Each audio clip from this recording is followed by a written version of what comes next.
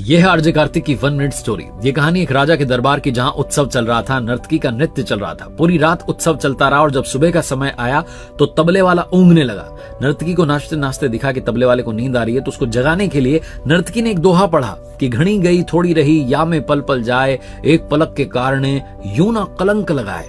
तबले वाले की नींद खुल गई, ढंग से तबला बजाने लगा और तभी दौड़कर के युवराज आए। राजा का बेटा जो था राजकुमार, वो आया और आकर के अपना मुकुट नर्तकी को दे दिया। तभी राजकुमारी आई और आकर के जो हार था वो नर्तकी को भेंट कर दिया। राजा को लगा कि मेरे बच्चे इतने महंगे महंगे तोहफे क्यों दे रहे हैं, तो राजा ने कहा कि क्या कर रही हो तुम, सबको लूट रही हो दोहा बोल करके।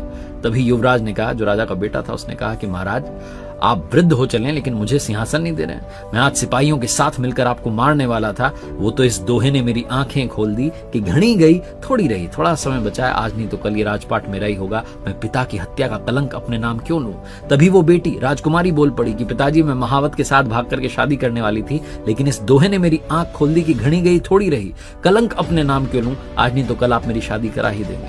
तो राजा ने कहा कि बच्चों, अपने बेटे से कहा सबसे पहले तो तुम ये कुर्सी संभालो, और बेटी से कहा बहुत सारे राज्यों के राजकुमार आए, तुम अपनी पसंद का वर चुन लो। उसके बाद राजा ने भी राजपाट छोड़ दिया और जंगल में चला गया कि थोड़ा ही समय बचा है, भगवान की भक्ति कर लेता हूँ। ये कहानी राजा और नर्तकी की नहीं है, ये कहानी आपकी हमारी है। घड़ी गई थोड़ी रही, थोड़ा समय बचा है, सही इस्तेमाल करना